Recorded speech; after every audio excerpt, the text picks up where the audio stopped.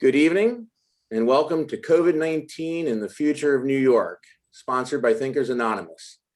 We're extremely glad that you decided to attend tonight, and I am your host, Kirk Tatnell. This is the first evening of an 8-week conference. We're going to be doing this for the next 8 weeks, starting at 7 p.m. on Tuesday night.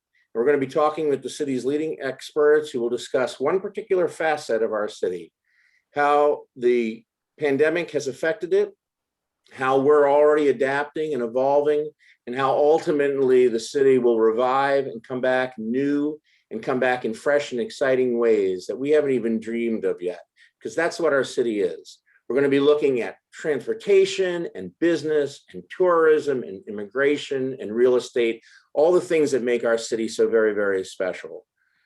We'll have, for each format, for each night, we'll have a presentation from a particular expert, and then a potential interview if there's time, and then a Q&A period. And hopefully you're already beginning to formulate questions that you want to ask, and we'll ask throughout the series. So let's start by stating the obvious. COVID-19 is our enemy. It kills and it weakens our friends and families and neighbors. It is unrestrained by geography, and it impacts the entire globe. It discriminates against the vulnerable and the unprepared. And it preys on our very human need to gather together closely and socialize with each other. That's what we want to do as human beings. It is in particular an enemy of New York City. It has hunted down entire neighborhoods and communities. It has disrupted and upended the millions of lives, people who live here, people who commute here, and people who visit here. It has affected their livelihoods and their very reason for being in this city. It has altered in ways that we have not yet fully grasped how it will affect our work and how it will affect our play. But it has taken advantage of our greatest asset. It is our density that it has most affected. What makes our city so great and so special and gives it the vitality and the energy that makes it world-renowned is the fact that we come together like a tonic collider, right? And we share ideas and we share experiences. And that is what COVID has robbed from us the most. So how is the city going to respond? I don't know. That's why so I've asked experts to come and talk to us about it. But I will say that there is a couple of quotes that come to mind, a couple of famous people, a hero of mine, Joe Strummer, when he says, the future is unwritten, right? We have a blank slate in front of us. We don't know exactly what is going to happen next, but we do have an opportunity to get involved and make a change. The other one is by William Faulkner. The past is never dead. It's not even past. And that's why it's critical for us to look backwards so we can look forwards again. We're going to look tonight at our city's past, its legacy, the struggles that we've encountered, the highs and lows of the last 400 years, and our lengthy track record, and trying to figure, it's very unique how New York responds with its resilience. And we're going to be able to figure out the direction and the path and the arc that it's been on so we can figure out where we're going. So, no further ado, let me introduce to you the people who are going to help make this evening very special for you. My first guest is my dear friend, Erica Dubno. She is going to be fielding your questions tonight via chat, so please send them in. We won't be getting to them until the second half of the evening. So please, you can field them, you send them in at any time, but they will be addressed in the second half.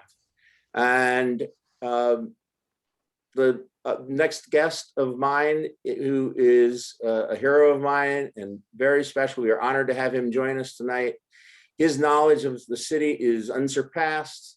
His credentials would take the rest of the evening to list for you. I've tried doing it on several occasions, but here are a few of the high points. He is Professor Emeritus of History at Columbia University. He is President Emeritus of the New York Historical Society, and he is Editor-in-Chief of the Encyclopedia of New York City. When I reached out to him to see if he would be a part of this conference, which I doubted he would do, he got right back, and he was extremely enthusiastic about it. And his reason for doing so, he said, "I say yes because I care about the city and its future." Ladies and gentlemen, Kenneth Jackson.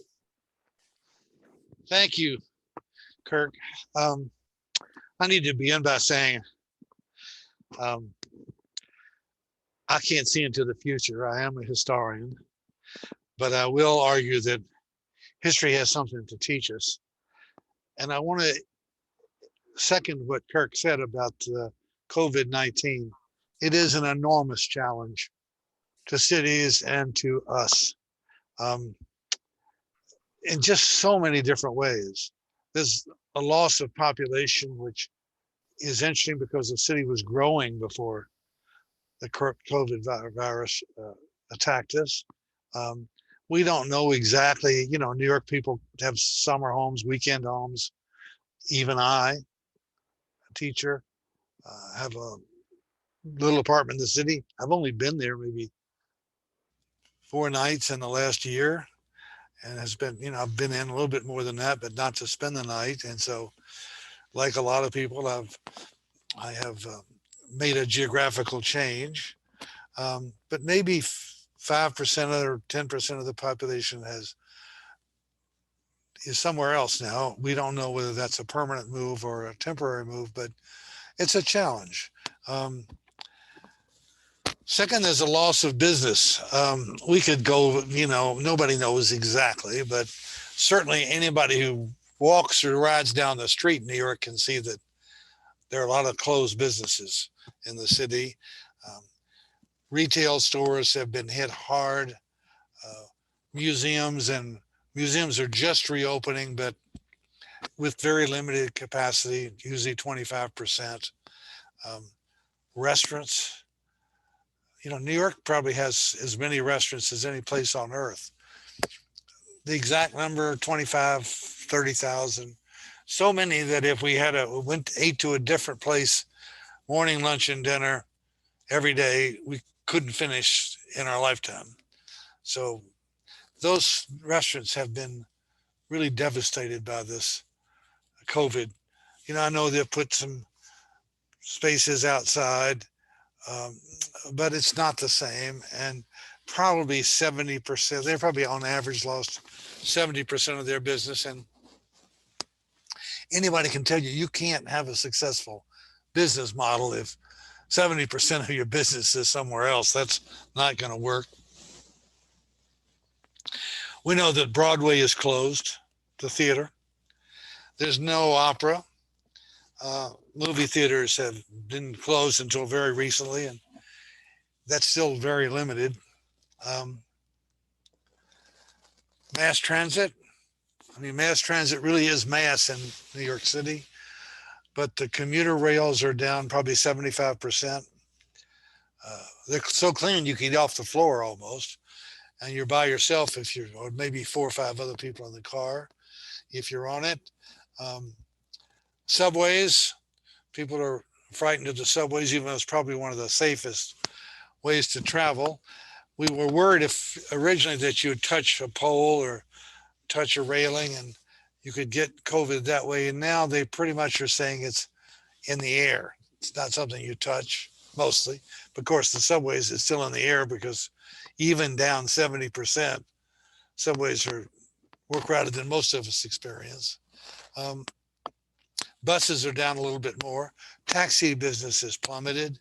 And then when we think of office occupancy, after all, New York is a skyscraper city, and the foundation of its economy in some ways is built on these people working in little offices.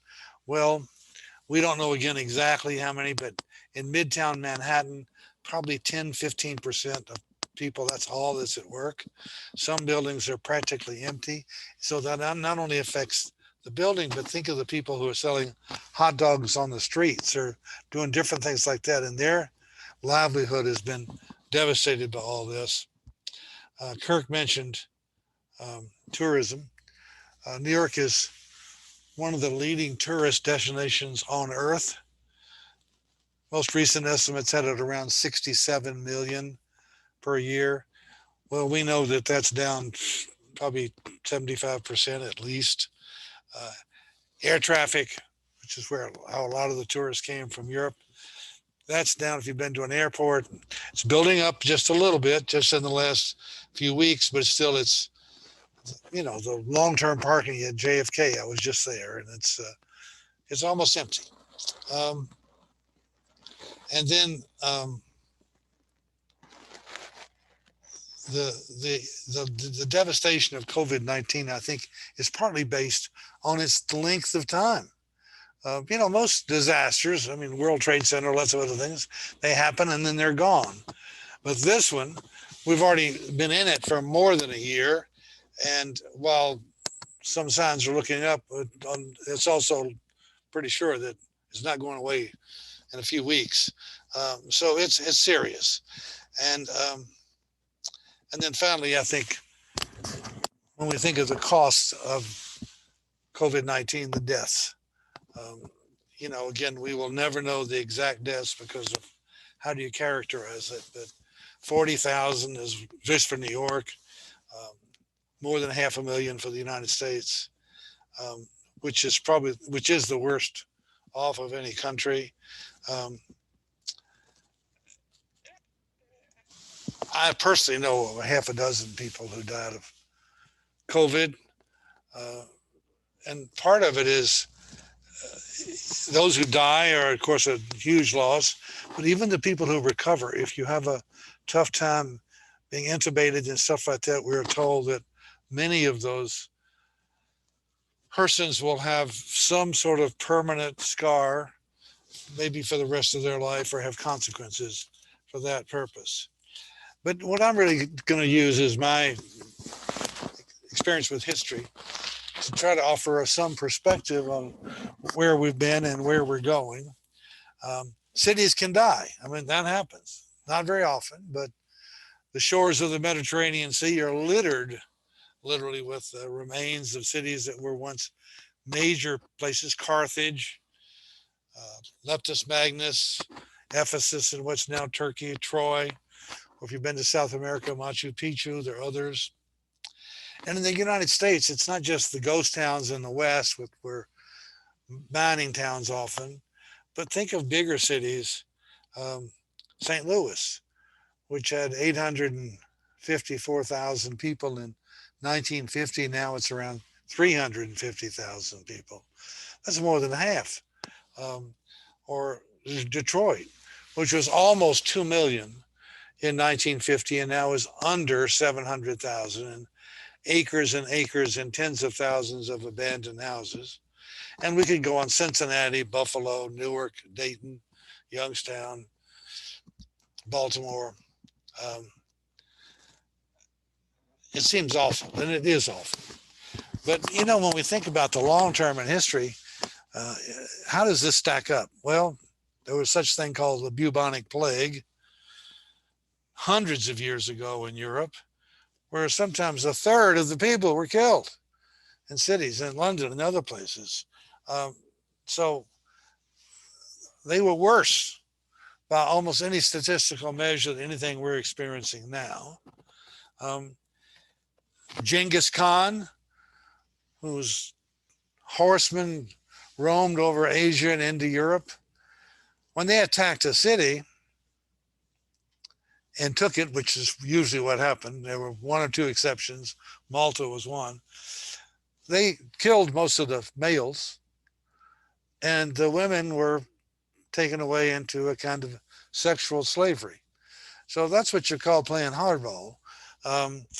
And so if you surrender to whoever's outside those walls, there are serious, serious consequences, and there are many of those. But let's don't even think of those.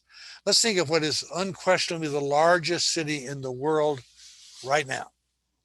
It's Tokyo. 38 million people, counting the metro area. Well, Tokyo had probably the greatest natural disaster of the 20th century. They had an earthquake and fire in 1923 that killed 100,000 people. That's a big number in 1923. And then in World War II, the United States developed a particular kind of bombs, really called napalm, which started fires as Japan then was mostly wooden houses, that really flattened Tokyo. I mean, flattened it. There was nothing left of huge parts of Tokyo. So what's happened? Well, obviously it recovered. You go to Tokyo today and it's glitzy as it could possibly be. But it's not the only place. Warsaw in Poland was the most destroyed city in Europe in World War II. Or think of Leningrad and the siege of Leningrad by the German army that lasted almost 3 years and killed 1 million people. Or Berlin, which was, I'm sure many of you have seen pictures of Berlin in 1945, or Hamburg, huge port in North Germany, which the British, the Royal Air Force and the United States Army Air Force took turns. The British would bomb during the day and the Americans would bomb at night, and kept it going, overwhelming the fire department and killing hundreds of more people in Hamburg than in Hiroshima and Nagasaki. So we have had serious disasters previously in other cities, and they have, I'm not saying completely recovered, but there is precedent for a worse disaster than what New York City has experienced this year. And let me just mention a few. I'm sure most of you are aware of these. Fire was the biggest problem in the colonial and early periods because, as Kirk said, New York is dense and buildings are close together. And often they were made partially of wood, and you caught fire there, and it's hard to put it out. There was a fire in 1776, perhaps set by Nathan Hale, but in any case, it burned much of the city. And in 1778, same things happened again. When the British left in 1783, the city was almost a ruin. A third or fourth of its population had left. Philadelphia looked like it was on track to be the great city in North America. Obviously, it didn't happen. But then back to the fire, the Great Fire in New York, the Great Fire. So you have to say, when was the Great Fire in New York? 1835. And I'll make an outrageous statement. New York City has not had a fire since 1835. I mean, a big fire. I mean, a fire that the fire department couldn't extinguish, not the one that ran for days, as has happened in many other cities like Baltimore and San Francisco, places like that.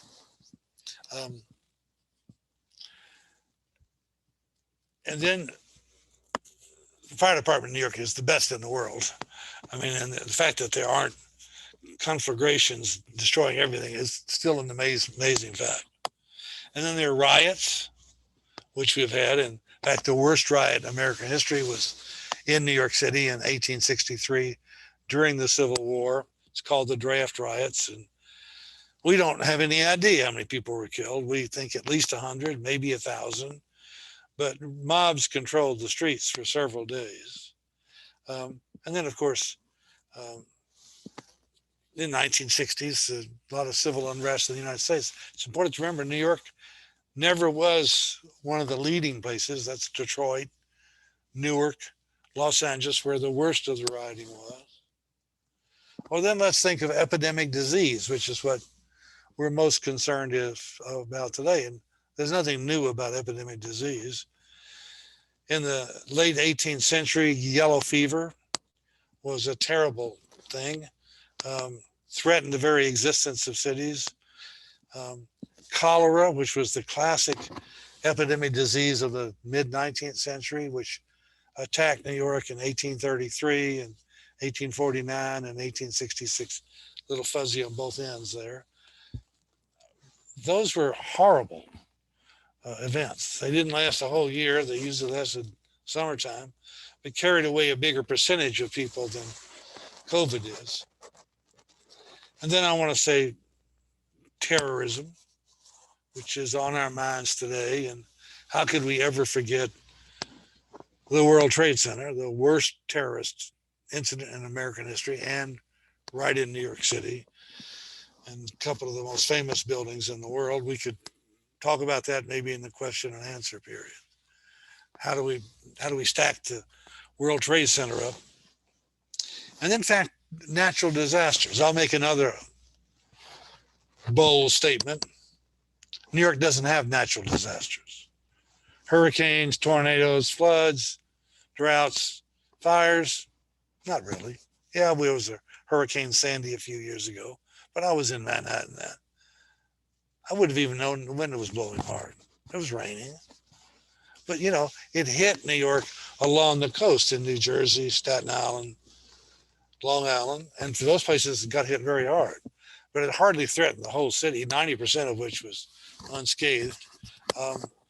And when you think about tornadoes in Kansas and other places, or floods, which happen periodically, it almost never happens in New York City.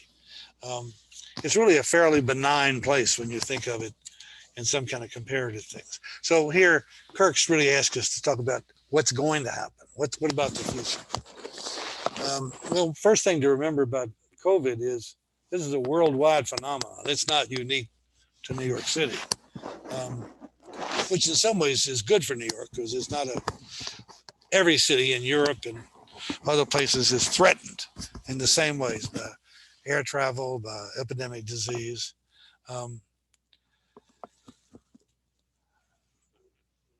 New York tourism and theaters were at records highs before COVID happened.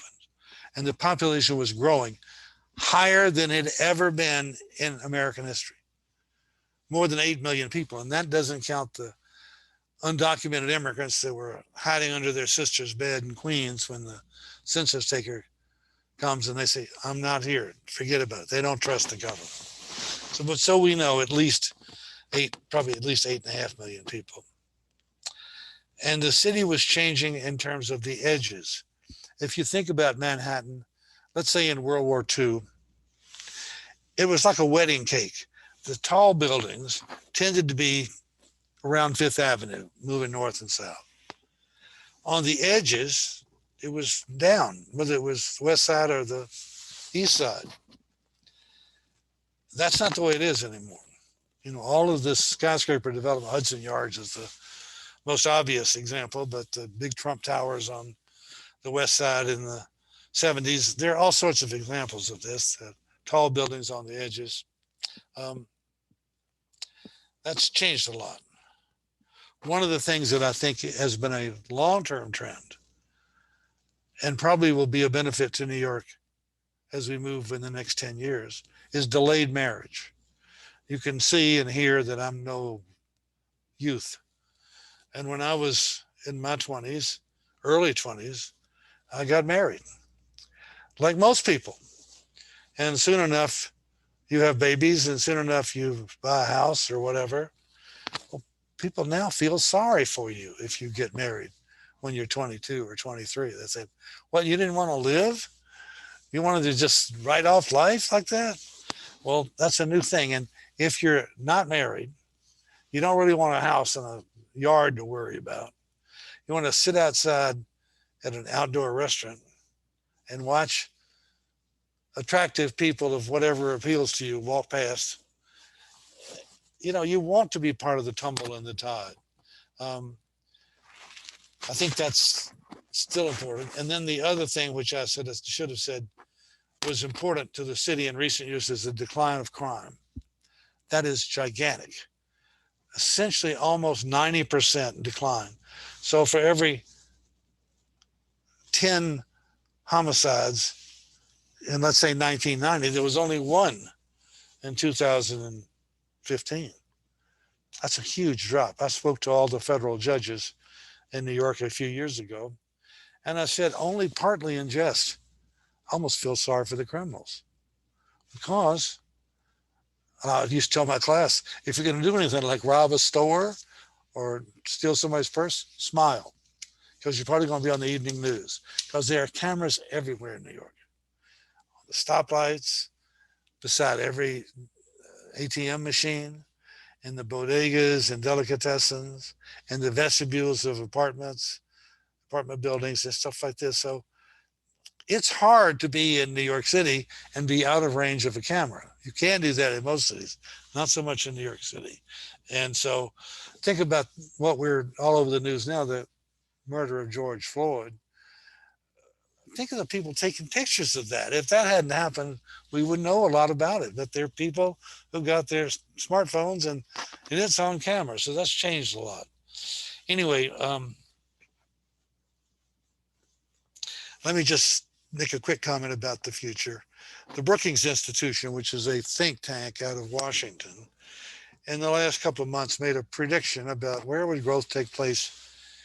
Actually, they made their prediction and just before COVID hit. And they predicted it would take place on the coast in big cities like New York and San Francisco and LA and Boston and Washington. There would be a few exceptions. Might be Houston and Dallas and places kind of on that southern, Atlanta on the southern coast. And in college towns, places like Ann Arbor and Bloomington. Is that where the University of Indiana is? I can't think. But Chapel Hill and places like that have a large concentration of smart people, smart, creative people, and that those places in the United States would experience a growth rate of 115% of the national average. And the places that were in the middle, let's say in Iowa, and I like Iowa, but there's really nothing they can do to make themselves grow bigger than they were because they're sort of off the beaten track now of airplanes and stuff like this and railroads. That may not happen, but that was a very learned prediction. Now, the other thing which I think is in favor of New York as we move forward, Kirk mentioned this really, but we're social beings. It's true that in the 1990s and before, there was a whole industry of futurists. Alvin Toffler, third wave was probably the most prominent, but John Naisbitt and Paul Hawken and others. And they didn't exactly predict the decline of cities, but they were sort of saying the new science of telecommunications was going to make it possible for us to all be on our separate mountaintops. And why would we want to crowd together? Well, we want to crowd together because we're people. And that's what people want to do is talk. And one of the biggest consequences of the pandemic is we don't see each other, our friends, as much. We don't hug them and touch them in a way that once we in our bodies and our psyches are the less for it. That's not me talking, but psychologists and stuff saying, what is the cost of COVID-19? We don't mostly want to be on our separate mountaintop. We want to get to those city streets. There are exceptions, maybe Aspen, Colorado, when you want to ski out of your house and start down a slope, there's an advantage there, but for most of us. And so New York has been attracted to there are more billionaires in New York, about 100, than any place in the world. And those people are officially here. If you're a billionaire, you live wherever you want to. And if more of them are in New York City than anywhere else, that's telling you something. These are people who can do anything and go anywhere. And they've said that this crowded, dirty, noisy city is the place they want to be. What's the point of having all that money if you can't live as you want to live? And a lot of other billionaires around the world have places in Manhattan. They don't necessarily live here 9 or 10 months of the year or even 6, but they have a place. They come here enough and they're rich enough.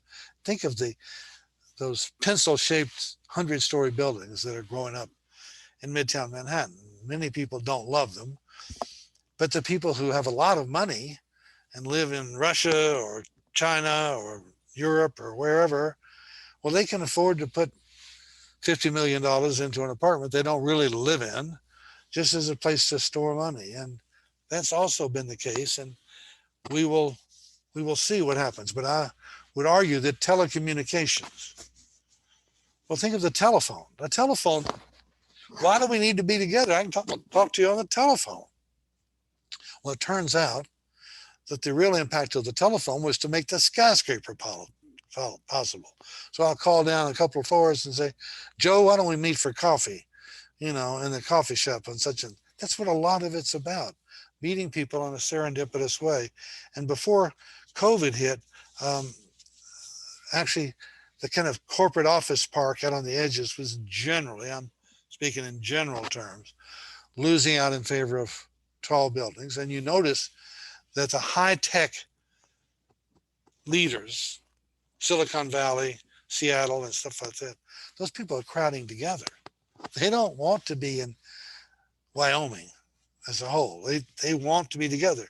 They know how to communicate, but they still think there's something to be said for person to person. Having said all that, and as we look forward into the future, there are challenges to New York. For one thing, just today in the newspaper, they're announcing a new tax called a millionaire's tax in New York. I'm not well, real estate, it's easy to be a millionaire in New York now, but that tax isn't going to affect me. But I still think it's bad for the city. New York needs to have people who have options to go anywhere. And there's a price that many of them are willing to pay the taxes, and well, they should. But everybody has a price point. And Florida or South Carolina or Texas can look better when they don't have taxes or inheritance taxes or anything else. Another issue in New York was that part of its boom in the last 30 years was the decline in crime. And what we've noticed in the last year, it's not up to where it was in the 1990s or early 1990s, but it's going up. Shootings are up, homicides are up. That's very problematic in this city because people they're attracted to New York and its myriad opportunities, but they don't want to risk their lives to do it. And what was happening in recent years was New York was obviously safe, and anybody who was well informed knew that. And we don't know if that's true now. But crime is inching up. In fact, it's more than inching up, it's going up.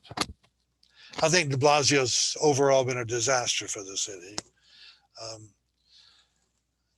He's added more than 30,000 new jobs, and this was not a place with a small government beforehand. Each one of those employees has medical benefits and retirement benefits. Well, these days the city's doing okay, and they can pay it. But as Bloomberg said when he was mayor, and he was, in my view, the best mayor New York ever had, save for the rainy day. So he left billions of dollars surplus, which has now been spent.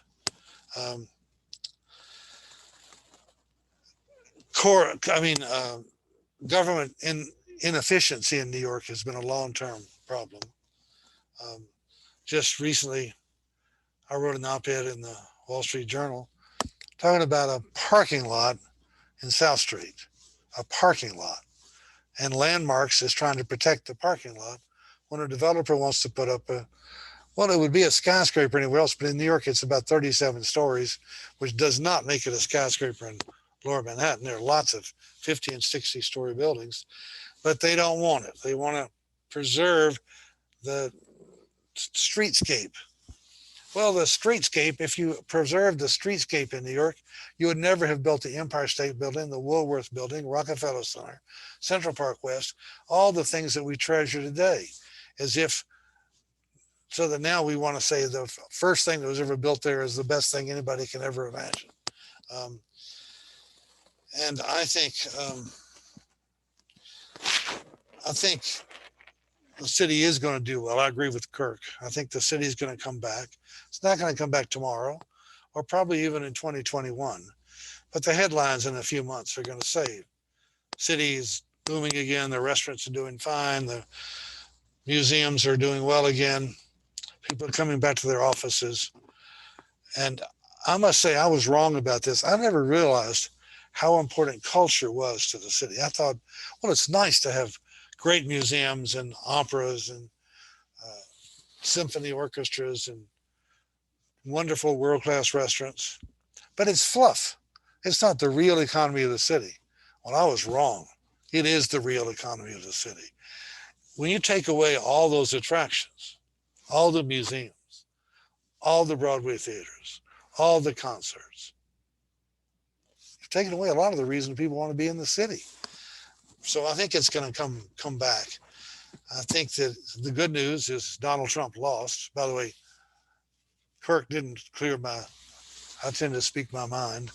I think Donald Trump was profoundly anti-urban and anti-New York City, and his re-election would have been a disaster for the city.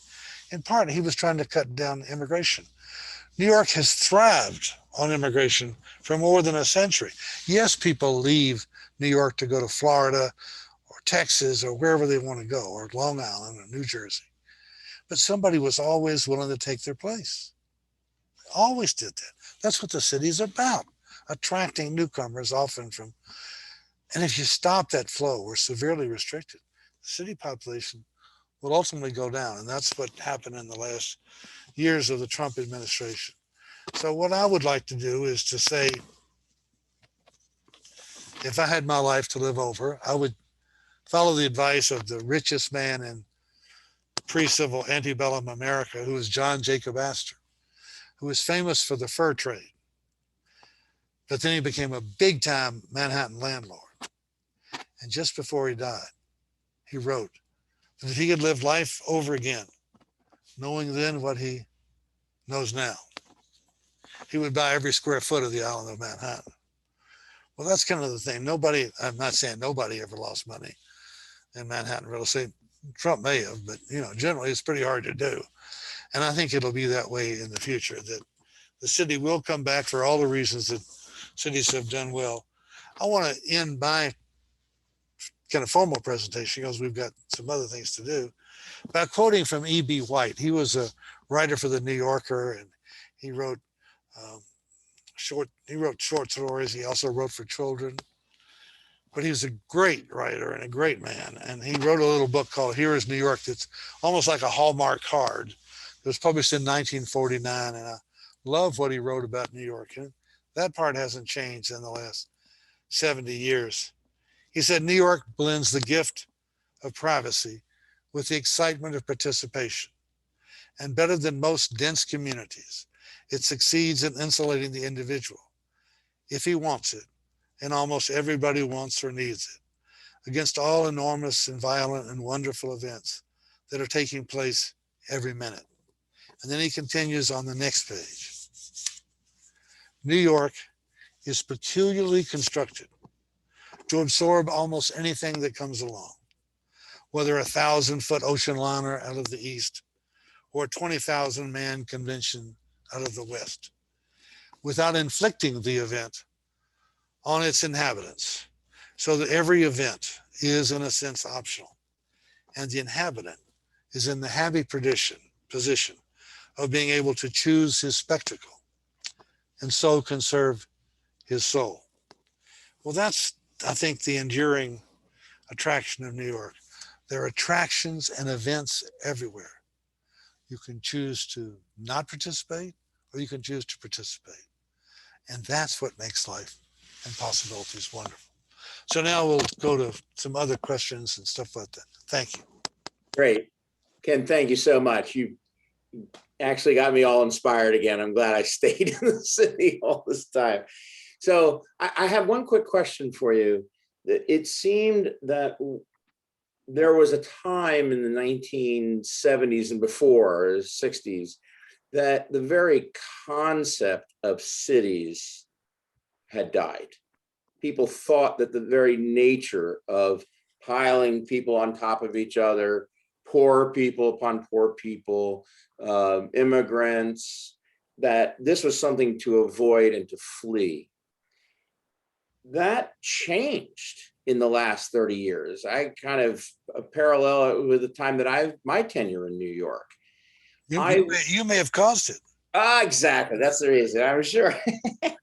But my question is, do you fear that concept again is going to come back because of what you mentioned, the crime and the taxes and all the boogeymen that used to, be what people pointed fingers at.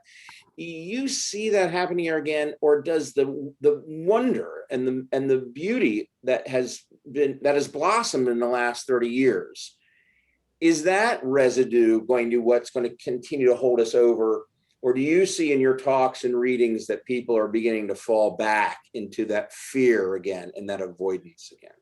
Well, it's very hard to see into the future, but you're certainly correct that the 60s, 50s, escape from cities too crowded, too noisy, too dangerous to call home.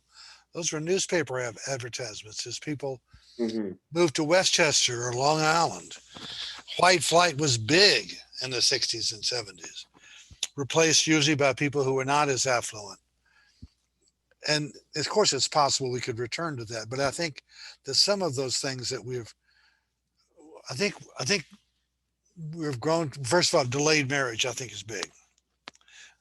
Sitting in your house in the suburbs is not the place to meet romantic partners. I don't think. I think the city is much, and not just the city, but the nodes. It could be Hoboken. It could be, White Plains. It could be somewhere, but where there's a concentration, it's the very concentration which is the attraction. But I hear what you're saying, that crime has got to stay down. Now, it's gone up 50% in the last year, but that's tiny compared to where it was. We used to have seven homicides a day. Now we're down to one. That's a big difference. Yeah. Some of the precincts in like the Upper West Side in Washington Heights would have 75 homicides in a year in the one precinct. Now they're two or something like that. So they're I'm not saying it can't go back, but I think it won't go back. And I think that women, because of their new assertiveness, their desire to be taken seriously, they don't want to go back to a time where a woman by herself at night does not feel safe walking around. And many years that was true, they were not safe or didn't feel safe. That's critical to me. If we don't keep it safe.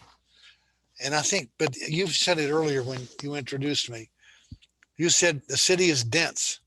A lot of the safety of the city is density, is an outdoor restaurant, is the very congestion that we used to put down. Now we're seeing, that's the very thing that's what Jane Jacobs called eyes on the streets. That it's actually, we liked it. We feel comfortable. If I'm trying to steal your briefcase and there are people across the street laughing and clinking glasses, I don't want witnesses. You got to be a pretty stupid criminal to want to have witnesses. And that's even aside from the cameras everywhere now. So I think it's going to be hard to go back as it was. But, who knows? But if I had to put my bet, if I were starting life over, I would bet on congestion. Right. I'd bet on the fact that people are social animals and want to be among other people. Yes, I agree. And I'm betting on it myself. Erica, do you have any questions that you'd like to ask Ken? Yes, I do. And it was a wonderful presentation. So thank you so much. I have several questions of my own, and also several questions have come in. So one of the questions that came in is, can you comment on the impact of remote working to the Manhattan workforce? Well, obviously that's a huge potential issue. I mean, after all, we're having a meeting right now. We're mostly not in the same place. And it kind of works. It really does sort of work. And I think that probably remote working will increase, where people will maybe work 4 days a week or 3 days a week at home. But partly, I think you lose something if you're not in the same place. It's the information. Like the internet is wonderful if you're looking up something specific. It can tell you just like that. But what about the things you weren't looking for? Those are the things that are important to know often. And I think that helps us. I think the city, the serendipity of the city helps a lot. And I think that most people will want to go back, especially young people. Young people want to be with other young people. And it doesn't have to be people who are just single and looking for life partners, but people who are just young and are vital and they want to see other, and the water cooler. People talked about how much important the water cooler is to offices, to seeing people that you weren't planning to meet, but there they are, and you talk to them. So I think it is. I think remote learning is here to stay, and I think there'll probably be. I mean, I'd rather commute 4 days a week than 5, and spend a few more hours. You know, I think that'll happen a little bit, but I think that's going to be the $64,000 question. You can see my age. $64,000 was big news in the 1950s. Now $64,000. What's that? But that's part of it. I think that remote work is here to stay, but much less than it is now.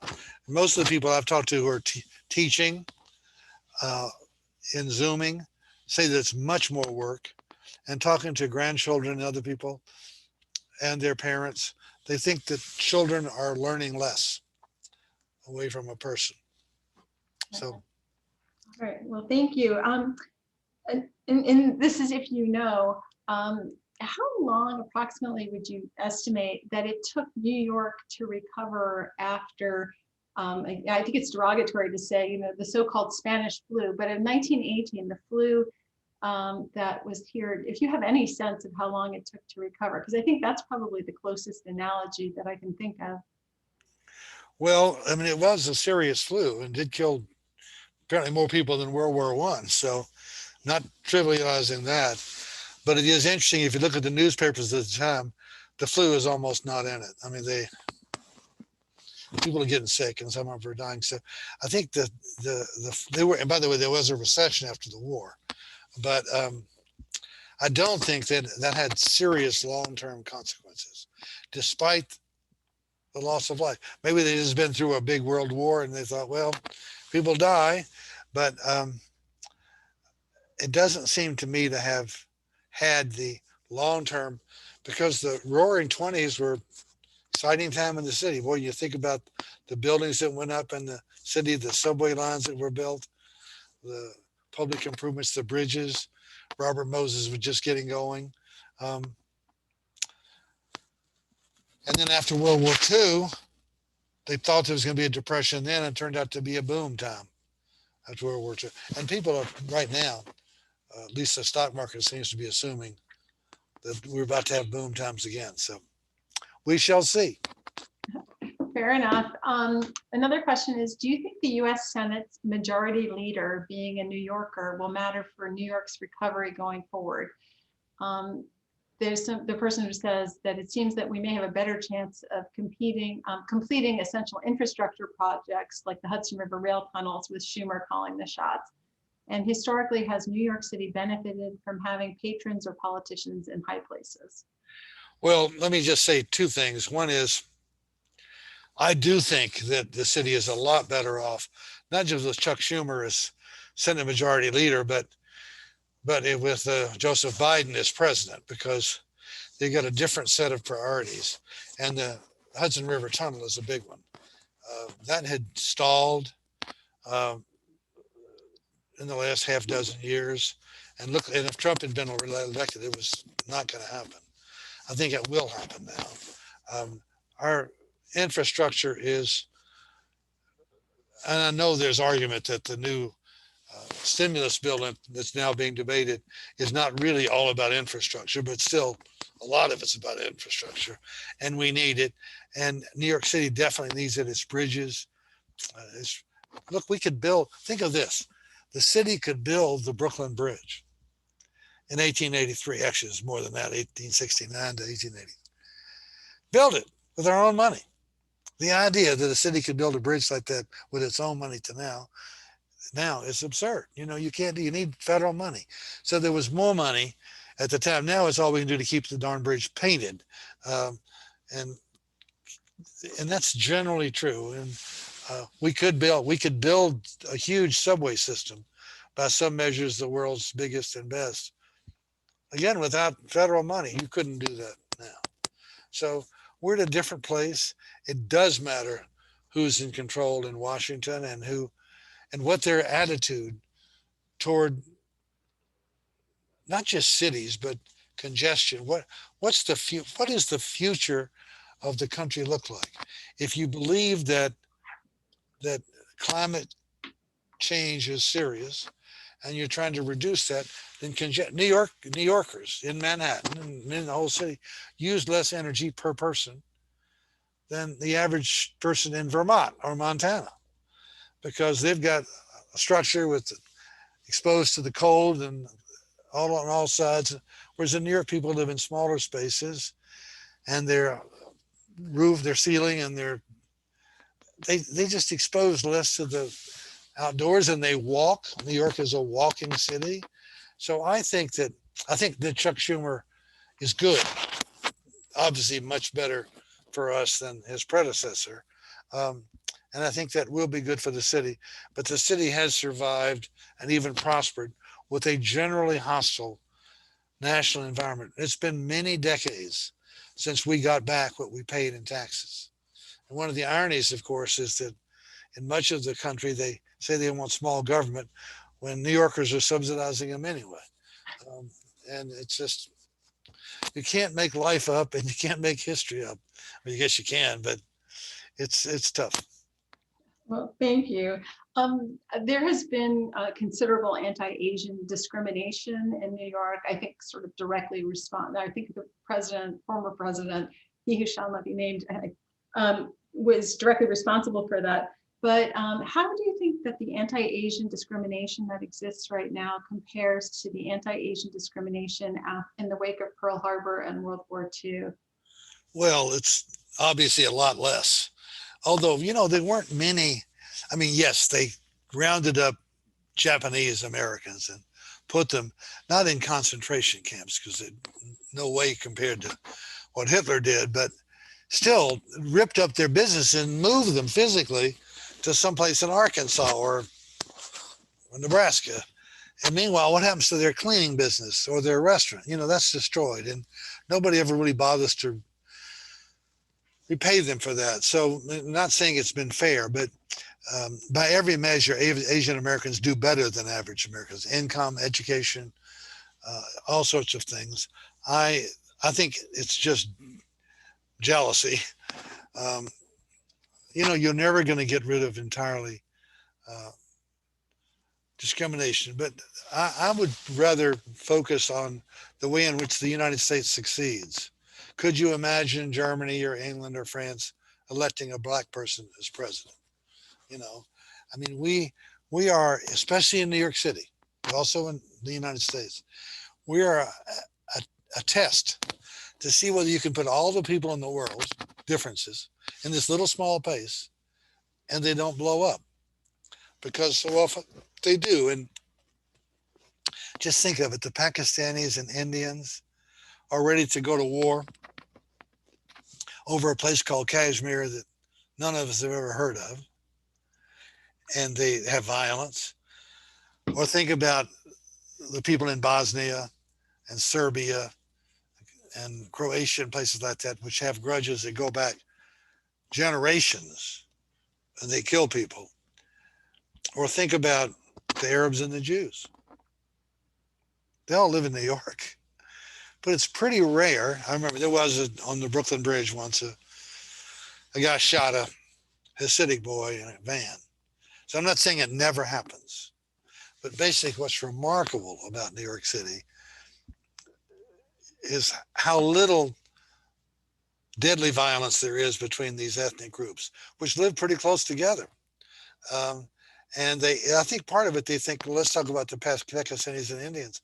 They know that most Americans couldn't give a damn about Kashmir, don't know where it is, and they're going to kill each other about it? I don't think so. They say, why don't we just drive our taxis or work our restaurants or whatever and move to buy a house or whatever? And I think that's the subtle message that you have, that the United States is so big and so diverse They don't have time to worry about our distinctions with each other. And I think on Atlantic Avenue in Brooklyn, for example, the Jews and Arabs are all there. Um, and think about the taxi drivers in New York City, who half of them seem to have on turbans. Does anybody ever get on? I don't believe in riding with Muslims or something else. No, just get me where I'm going as quickly as possible and without an accident.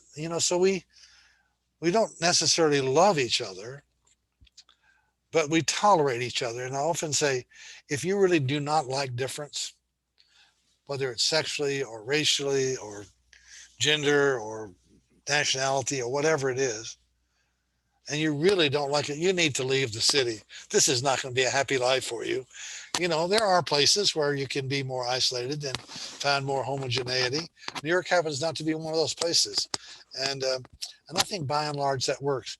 And I think people who come here understand that the diversity, the Korean restaurants, you want Thai food, find that. You want Turkish food, find that. I'm from Memphis, Tennessee, and you couldn't find that stuff in Memphis when I was growing up. But here, if you can find any cuisine you like, somehow except Chinese food, there seem to be significantly fewer Chinese restaurants than it used to be. I'm told it's because Chinese children don't want to go into the family business. I don't know what's the reason, but I love Chinese food. And sometimes I have a hard time finding a Chinese restaurant. I can't believe that. Am I on the Upper West Side and there's no Chinese restaurant that I can quickly find? But anyway, I think it's the very diversity of New York that makes it attractive to so many people. You don't have to love everybody. Just leave them alone. Live and let live, as the Dutch more or less set that tradition up. Peter Stuyvesant, he didn't like Jews. And the Dutch officials in Amsterdam said, we don't care whether you like Jews or not. If they're not bothering you and they're worshiping, leave them alone. Same thing with the Quakers, who they seem pretty harmless now, but they were considered weird 400 years ago. But New York, and I don't mean that everything is tolerant in New York. Obviously, we can all think of Howard Beach and 50 other places where it hadn't worked out. But when you consider the number of people in the city and their close proximity to each other and how relatively infrequent people, I think New York works in this sense. And I think we have something to teach the rest of the United States. I apologize. Ken, I have a question for you. I've been in advertising and marketing a long time. And so the fact that New York City is the #1 market by size makes it important for advertisers and makes it important for a lot of different reasons. But I get a sense from you, and you're talking, that one of the advantages of our city is the sheer number of people. Why? I mean, why is it not just the select people or the people who decide to live here or the talented people? What makes the power of the city the fact that we've got so many people here? Well, you're the marketer, not me. So you're better able to answer the question. But clearly, if you are trying to sell toothpaste or Tesla automobiles or whatever, you're looking for efficiency. You're looking for getting the most result from the buck you spend. And the city is an efficient place too, especially if you're advertising over the air. You can reach a lot of people. And it's generally an affluent market and generally a sophisticated market. And I think the size of the market makes a difference. It's hard to ignore New York City, whether you like it or not. I mean, you could be around, lots of people don't like New York City. I'm perfectly willing to admit that. But there are enough people, maybe it's a minority, maybe it's 1/5 of the people who could be happy here. 1/5 of Americans, a lot of people. Yeah. You know what I mean? And they want this giant city. And I think New York is necessary because it's a place that allows and even celebrates difference.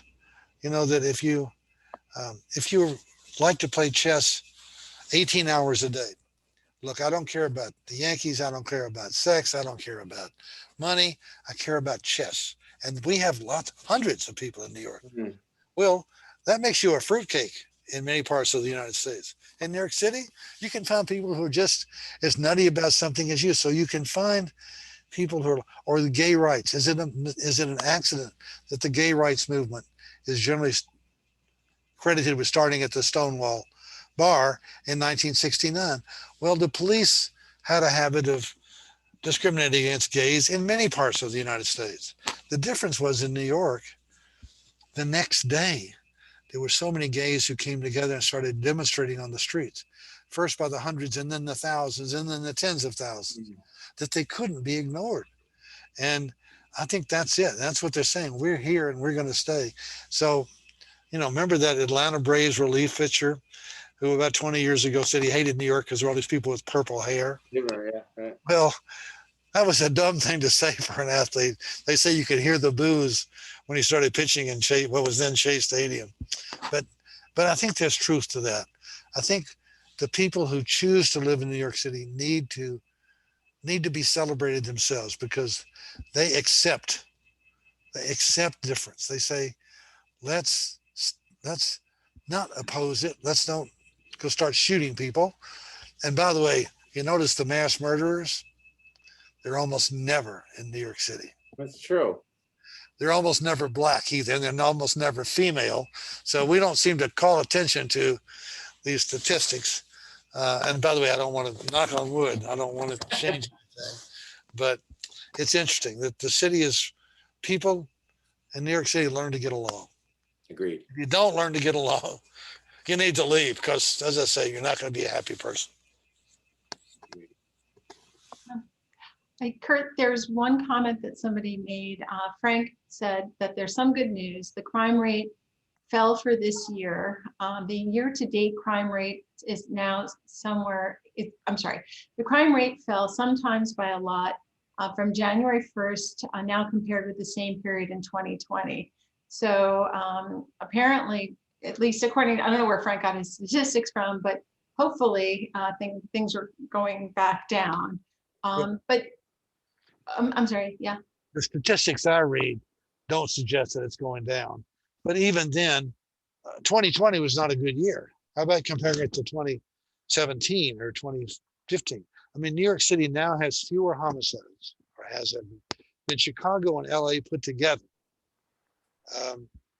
And a lot fewer. Chicago would have 3 times as many homicides or twice as many homicides as New York with 1/3 as many people. And Chicago is not the most dangerous place in the United States. New York really is, it gets a lot of publicity because it's the media capital of the world. So the Central Park jogger, Kitty Genovese, the Mormon who protected his mother on the subway, events like that. And by the way, the Central Park jogger wasn't even killed. I mean, when you're having dozens of people killed every day in this person's nationwide news and she's not killed, that sort of tells you, it's if it happens in New York, it's a bigger deal. So on the subject of things happening, Kurt, this is the last question I have over here. On the question of things happening in New York, this is a question that you posed yourself earlier, which is how does 9/11 compare to COVID and the short-term and long-term consequences for New York City? Well, first of all, 9/11 was on 9/11, so it's not like COVID, which is stretched out over a year, and which in the long term kills more people than 9/11. 9/11 was a worldwide event, as in the sense that the whole world knew about it. People in Istanbul knew that the South Tower had fallen, and firemen inside the North Tower didn't know that, and they were there. That's a whole different set of facts of why this happened. But 9/11 turned out to be a boom time. I mean, I know colleagues at Columbia who predicted, well, now who's going to ever want to work in a skyscraper again? Who's going to want to go down in the subway? People put a nuclear bomb down there. Well, didn't happen. New York boomed after 9/11. Why that is, I don't know, mainly because it didn't happen again. And I think and this is an astonishing, that 2,750 deaths, we won't ever know the exact number, because at the New York Historical Society, we had a bicycle, an ordinary cheap bicycle.